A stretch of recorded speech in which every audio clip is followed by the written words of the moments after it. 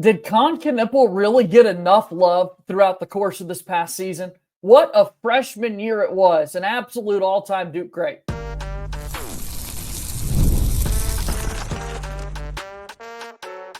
You are Locked On Blue Devils, your daily podcast on the Duke Blue Devils. Part of the Locked On Podcast Network, your team every day. Hello, everybody. Welcome into another episode of the Locked On Blue Devils podcast. My name is JJ Jackson. Thanks so much for being here with us today on Monday, May 12th, 2025.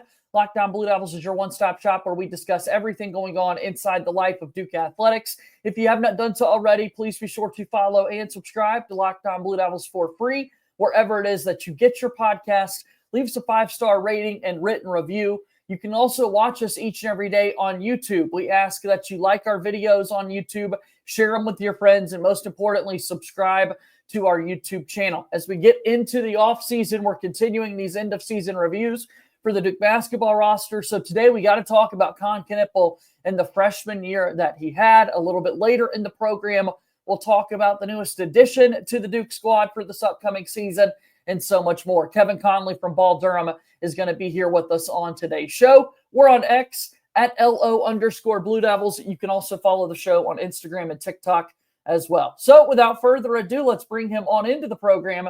The aforementioned Kevin Connelly back with us once again. I hope you had a good weekend, my friend.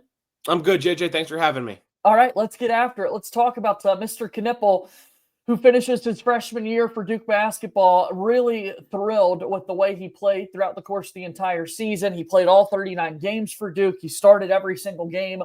He was a guy that really started to climb up the Duke basketball fans' radar in the summer, kind of leading into the season and that sort of thing. Let's go back, though, Kevin, before we even start about Kon Knueppel and the year that he had joining the freshman class. Obviously, Malawach is the guy we talk about being the last domino to fall in line. But really, Duke had to wait some time as well to get into the Kon Knueppel sweepstakes and for him to be a part of the program. Yeah, JJ, I think that's an interesting part. If you want to go all the way back to the beginning and start with Kon Knueppel and how he rose up the recruiting rankings throughout his high school career, finishing obviously as a 5-star prospect and a top 20 recruit, and how there were a lot of other schools that were after him. I mean, you look at the two local schools from his area, Wisconsin and Marquette, they were on him a lot. Duke entering the fray. I have to imagine, if my memory serves me right, it was towards the end of the summer of 2023. I think, if I have my timeline correct there. And then obviously what we learned later in the postseason, that really almost came down between Duke and Alabama to get Kon Knueppel. NATO saying before Duke played Alabama in the Elite Eight that they thought they did a really good job in recruiting him, but it just wasn't good enough as Duke beat them out and eventually got him, and they got themselves a really good player and probably a top 10 pick in the NBA draft. Yeah, thank goodness we got Kon Knueppel over Alabama, really over anybody else. I think about where he was ranked, though, in the recruiting services, and it's like Isaiah Evans was a little bit further up the charts than Knueppel was. So then we get into the summer and everybody's talking Kon Knueppel, Kon Knueppel, Kon Knueppel. And it's a little bit surprising just given where rankings are. And I know that at the end of the day, what matters is on the court. It was very evident early on that this was a player Duke was really high on. And one of the very first things that you noticed about Kon Knueppel was just the absolute effort that he put in to each and every game and possession. Our guy Jordan Mann recently had an interview with Kon Knueppel himself and applauded him about just his ability to always be one of the absolute first to the floor. And Kon Knueppel said that was one of the most things that he took most pride in. Really, really big fan of his just ability to want to win and to put in all that effort. Yeah, I think that's a really big reason why he was so successful at Duke. And I think you're going to hear and read a lot about Kon Knueppel in the coming weeks to months leading up to the NBA draft, and how everyone takes such a deep dive on these prospects. And when you look at the body frame of Kon Knueppel, I mean, 6'7", 217 pounds, you don't necessarily think athlete. Yeah. But I think throughout the course of his freshman season at Duke, you saw him more as a shooter. you saw him as an athlete. You saw him be able to do things that you might not necessarily think he had the potential to do. So I think that's going to be something interesting to watch, as not only as his career continues, but as this draft process really gets rolling now over this next 4 to 6 weeks. Without a doubt, the combine starting today in Chicago. Kon Knueppel will get the opportunity to talk with NBA teams later tonight. We'll see the NBA draft lottery to see who comes up with the number 1 overall pick in the ensuing order that follows for those 14 selections. Looking at Kon Knueppel, his season numbers now on the screen for those of you watching us on YouTube. 14.4 points per game, 4 rebounds, 2.7 assists. He shot 91% from the free throw line, nearly 50% from the floor, greater than 40% from three-point range. Did a little bit of everything, played 30 and a half minutes per game.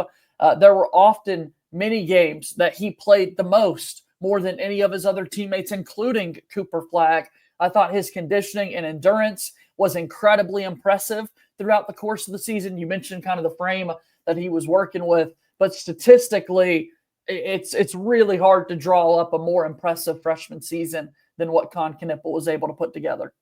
And if you go back to the beginning of the season, there were questions about how he would perform against high-level competition. He really struggled in that Kentucky game. He played well against Arizona, did not play well against Kansas. Even when you go back to the game Duke won against Auburn, he was kind of a non-factor from a scoring perspective. Agreed. In that game. And then once you finally got into ACC play, and obviously the conference wasn't great this season, but it's higher level competition of some of the mid-majors where he was really performing well against early in the season. You saw the consistency. You saw the numbers continue to churn out. And then obviously, as you got into the postseason, he kind of stepped his game up to a whole new level and really shined after the regular season for Duke. Just an absolute baller, man. The plays that he made throughout the course of the season were so big. When Duke needed a bucket, oftentimes they'd be able to go to him. He'd take his player down into the low post, be able to score there. He could shoot it from the outside. Like we said, he always just felt so in control. And later on in the year, oftentimes Duke was initiating a lot of offensive sets with Kon Knueppel, running the pick and roll, the lobs that he would have to Malawach or Cooper Flagg, kicking out to shooters like Proctor or Evans or whoever was out there in those scenarios. So many times late in games, Kon Knueppel became the initiator for the Duke basketball team. Yeah, and I wouldn't necessarily peg him as a point guard, even though you're saying he initiated a lot of the offense later in the season. And if you're looking kind of to the future with him in this NBA draft and where he fits on an NBA roster, I don't think it is as a point guard, although it is really good for him to have some of those ball handling capabilities to perform well at the next level. I just think his game was so tailor-made for the college level, and the expectation was always that he was going to be a one and done and a NBA draft pick this June.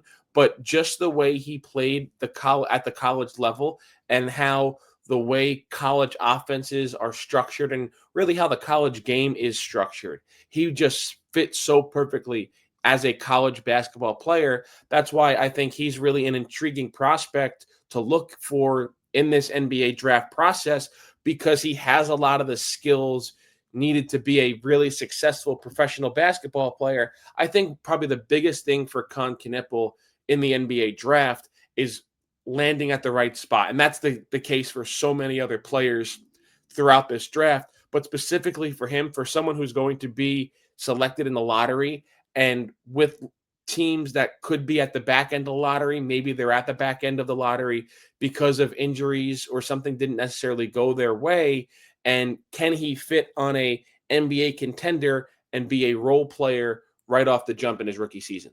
Yeah, I've seen some mocks with him going to like the San Antonio Spurs, and what a really fun fit that would be for Kon Knueppel if he were to start his professional career there. All right, let's continue to look back down memory lane with Kon. Let's talk about some of our favorite games, moments, plays, all those things after we take our first break here on today's episode.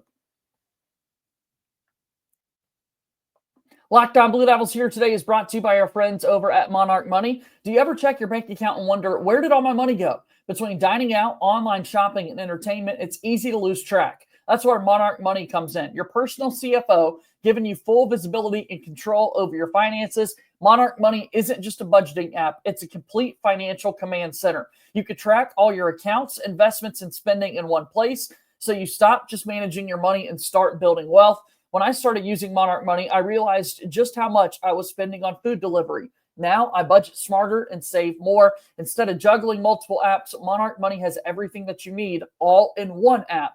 Take control of your finances with Monarch Money. Use code LOCKEDONCollege at monarchmoney.com for 50% off your first year. That's monarchmoney.com, code LOCKEDONCollege for half off your first year. Monarch Money is a proud sponsor of Locked On Blue Devils. Okay, Kevin Connelly's here with us from Ball Durham. We're talking about the freshman season for one Mr. Kon Knueppel. Incredible run that he had for the Blue Devils. Again, played in all 39 games, had 39 starts, the ACC tournament MVP. He was second team All-ACC. He was an All-ACC freshman team selection. And when Duke needed big-time plays throughout the course of the year, he stood up. What are some of those best games that you can think of for Mr. Knueppel, Kevin? Oh, I mean, I think you look at the NCAA tournament and what he did against Arizona and Alabama, getting Duke to the Final Four. But I was really talking about how he elevated his game in the postseason. I think the one game you really have to look at is that ACC tournament quarterfinal game against Georgia Tech, where he scored his career high, 28 points. Obviously, we know everything that happened in that first half. Duke playing so horribly in the first 20 minutes. Cooper Flagg getting injured at the end of that first half, unable to return and unable to play for the remainder of the ACC tournament, and him really elevating his game specifically in that second half. He had to take over victory, and then the way he continued it throughout the semifinals and the championship to get Duke an ACC tournament championship and eventually be named as the ACC tournament most valuable player. Yeah, in that ACC tournament final against Louisville, he finishes with 18 points and 8 rebounds. He did a little bit of everything in that basketball game. I'm looking here, 7 games this season. He was able to score 20 or more points. That's an impressive feat in itself for a freshman. And he had 16 games where he was able to make 3 or more three-point shots, Kevin. Yeah, listen, I mean, he is the ACC Rookie of the Year without question if there's no Cooper Flagg in the ACC. I mean, he was an ACC all-freshman team selection. He did make the second team all-ACC. And you just imagine if Cooper Flagg is not on this Duke team, the more shots there would have been to go around. Kon Knueppel gets a lot of them, and he is able to be as successful as he was in those hypothetical situations than he was in the actual chances he got on the floor. So I think Kon Knueppel will probably be a little bit underappreciated. I think he was underappreciated throughout the course of the season. And even as you look in the future and then you're looking back on this Duke basketball team, I think Kon Knueppel is going to be underappreciated just for how good he was, because everybody on the roster was playing in the shadow of Cooper Flagg.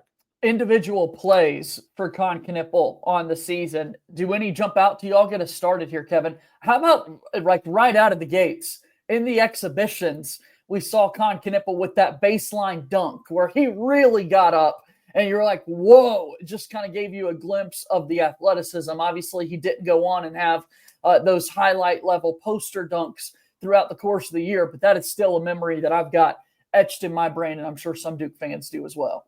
Yeah, I think maybe you look at some of the shooting performances he put on against Miami. I think he hit like 6 of 7 from three-point range, and he had a couple of those games like that. You look at that last game of the regular season against North Carolina, where he was 7 of 10 from the floor.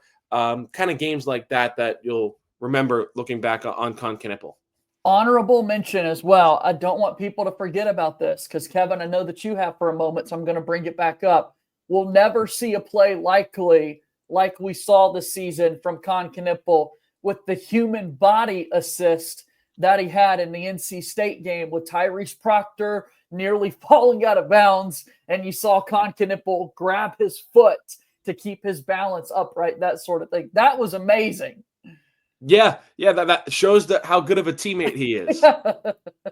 Yeah, I loved his personality throughout the course of the year. I thought he was an ultimate competitor and so much fun, and a guy that obviously very happy he wore the Duke uniform and happy that he's going to be able to take it on to the next level. All right, so next steps for him. It's the draft combine this week. We're expecting him to be a lottery level selection. Who knows where ultimately he'll be drafted, but it seems like Kon Knueppel is setting himself up for a really productive NBA career. I know it's early, but with what he did at Duke and just the skills that he's got, the frame he's got, I think he's going to be a heck of a professional basketball player. Well, yeah, he has the size, and I think that's the biggest thing that NBA teams are looking for. And then also, everyone puts this emphasis on three-point shooting, and he has that, hitting 40% of his three-pointers at Duke. There weren't that many quarrels or concerns about his defense this past season, which is certainly a good thing, especially for a freshman guard/wing being matched up against older and maybe more athletic players. So I think his defense was really good. So yeah, I can see a very long and successful NBA career for him. I just don't think he is going to be in that category from day one being a star like you see with some other players at the top of this draft, like Cooper Flagg and Dylan Harper and Ace Bailey, VJ Edgecombe, Trey Johnson, and guys like that. I think those are your bona fide franchise-changing type players at the top of this draft, and then you have some really good, viable starters in the back end of the lottery, say, like Kaman Malawach, like Kon Knueppel, and I think that's where he fits in, at least right now when you're projecting the NBA draft. I'm excited to see where he ends up, excited to see what it looks like for him at the next level, and really happy that we got to see one season out of Milwaukee, Wisconsin's finest, Kon Knueppel, playing for this Duke basketball team. Absolutely incredible stuff. All right, we'll step aside, one quick break, and then we've got a couple of other news and notes to catch you up on in the world of Duke basketball after this.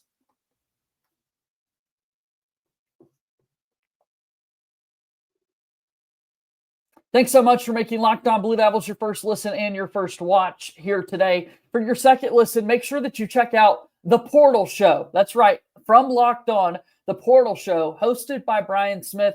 He's got the latest rumors, portal entries, and signings. Be the most informed fan on the rapid changes to the college football landscape. Find The Portal on YouTube or wherever it is that you listen to your podcast. Also, make sure that you check out Locked On Sports Today for a complete rundown of everything that's taking place in the wide world of sports. Here on the program with me today, I've got my friend Kevin Connelly from Ball Durham. Again, I just mentioned the portal and the focus on the college football side of things. Duke was able to get a portal addition over the weekend as Jack Scott transfers from Princeton, and he announced on social media Sunday afternoon that he would be joining the Brotherhood for this upcoming season. Definitely has the makings of a practice-type player, Kevin. Not really sure we're going to see much game action from Jack Scott this upcoming season. No, Duke right now is in the process of filling out its roster with those practice-type players. Jack Scott didn't get that much playing time at Princeton either. Has a kind of cool backstory with his family and his father being a current Division I head coach. That's kind of just a cool underlying story with him. But I don't expect Jack Scott really to play much, if at all. For Duke, you think just a practice player. You spent a couple of years at Princeton, continue your education at Duke. And you have the ability to be on the team and play Division I basketball. So John Shire adding another player to this roster, but don't expect to see him in the rotation. Yeah, his dad, Joe Scott, has 20 plus years as a Division I head basketball coach. He's right now the head coach at Air Force. So this is a player who's been around basketball his whole life.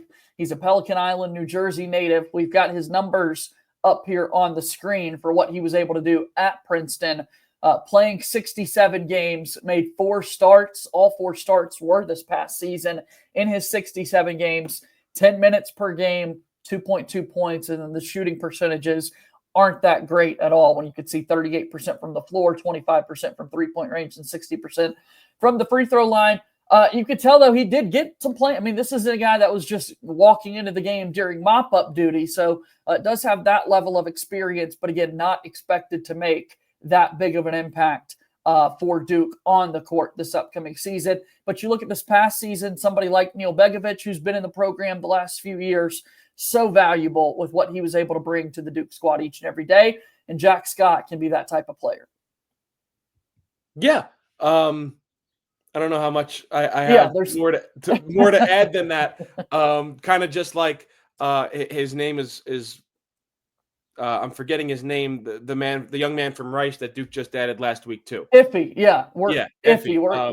Yeah, We'll good players to stack and stash at the end of the bench, but don't expect them to be on the court very often this season. no doubt about that. I mean, look, when Duke's trying to put together the roster, that's the type of players that are looking for right now with the talented freshmen that they've got coming in and the guys coming back for another season.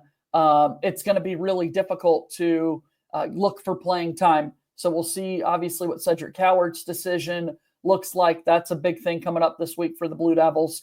And then, yeah, to your point, they were able to add Ife Ufuchukwu from Rice this past week. I love this, Kevin. I had to bring it back up that I had on the show last week. Thanks to Rice Basketball and their media guide for giving us the phonetic pronunciation of Ife's name. But he's definitely, we talked about front court depth, and he can have that type of an impact for the Blue Devils in practice. Yeah, another good practice player. But I mean, even that we're talking about Jack Scott and Ife Ufuchukwu, that doesn't mean Duke is done potentially adding guys who could play this season. You just touched on Cedric Coward. Obviously, the big news, Isaiah Evans is not even going to the NBA draft combine.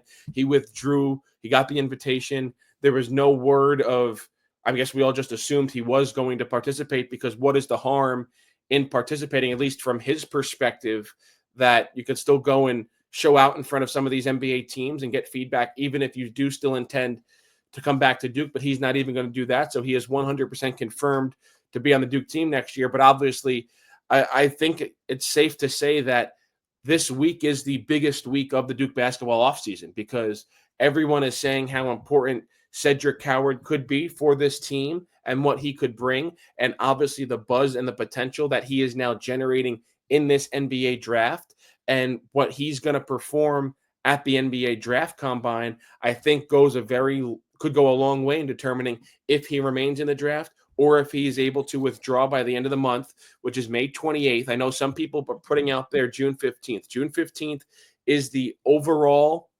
withdrawal date for the NBA draft. But in order to keep your NCAA eligibility, underclassmen have to be withdrawn from the NBA draft by 11:59 p.m. on May 28th. That's a Wednesday night, the last week of May. So that is the date for players to withdraw to keep their NCAA eligibility. So that is the next date on the Duke basketball calendar that everyone should be aware of, based on the feedback Cedric Coward gets this week in Chicago. Without a doubt. So that's what we'll be watching. And then obviously in the life of Duke athletics, we move forward towards the end of the spring calendar. Football season will be right around the corner here in just a moment. Want to tip our cap to the Duke men's lacrosse team, who unfortunately had their season come to a close this past weekend in a loss to Georgetown in the first round of the NCAA tournament. The Duke softball team found out last night they're going to be one of the 16 NCAA regional hosts, which is incredibly exciting for a program who went to their first ever Women's College World Series last year. Duke baseball won a major series over Clemson this past weekend, and now all of a sudden the baseball team is back in the top 25 with 2 weeks left to go in the regular season. And then, Kevin, like we said, before we know it, we'll be into talking season with the college football year coming up. 9 wins in the first year for Manny Diaz as Duke's head coach. A new quarterback in Darian Mensah is on the way. And so, we'll have to start shifting our gears to a little bit of a Duke football discussion in the days and weeks to come, man, because that season will be here before we know it. No, yeah, absolutely. But obviously the NBA draft is going to be a Can't big forget about that. Yep. as well.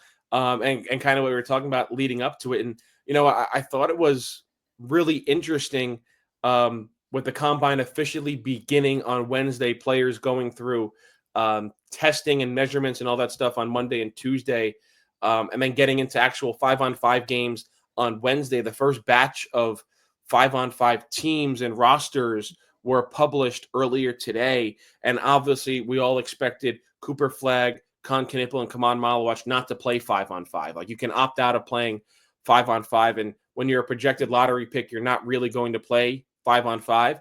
But a couple of interesting notes from that. Tyrese Proctor also declined playing 5-on-5. He is not on one of the rosters. I thought that was very interesting. The only Duke basketball player that is on a 5-on-5 roster is Sion James, as he tries to work his way up the draft boards. And out of the teams that were published for Wednesday, another name that was not on that list, Cedric Coward, was not on any of the 5-on-5 rosters to be played on Wednesday morning and afternoon at the NBA Draft Combine. I thought that was something interesting as well. So just more things to monitor as we move forward here throughout this week for the NBA Draft Combine. Yeah, no, I mean, obviously it's similar to what quarterbacks go through with when do you throw versus when do you not throw, when do you put yourself in a position to be evaluated, and the nitpicking that can take place when you're looking at these top level talents. So that could go into some of the reasoning to not play and things like this. But really great rundown there from you, Kevin, about everything taking place. And I know that you'll continue to have that stuff over at Ball Durham. Tell us about your work and how people can support you. Yeah, over at Ball Durham, you could come read us every single day. We got tons of fresh content up there daily. Obviously, we're going to be all over everything in these next couple of days about the NBA draft lottery. Where does Cooper Flagg go? Does Cooper Flagg get traded before he even plays a game for the team he gets drafted by? That's something obviously to monitor with the news today about Giannis Antetokounmpo, perhaps looking out of Milwaukee. Obviously, we're on top of Kon Knueppel and Kaman Malawach, their landing spots, Tyrese, Proctor, and Sion James. But obviously, the big news we're keeping tabs on is Cedric Coward and how he performs at the NBA Draft Combine. So come read us every day over at balldurham.com. Kevin, we'll do this again soon, okay? All right. Thanks, JJ. All right. Kevin Connelly likely to be with us again later this week. Excited to chop it up with him once again. That's going to do it for today's show. Thank you so much for your support. As always, make sure that you subscribe to us on YouTube and wherever it is that you get your podcasts. As always, go Duke. I'll talk to you again tomorrow. My name is JJ Jackson. Thank you and good day.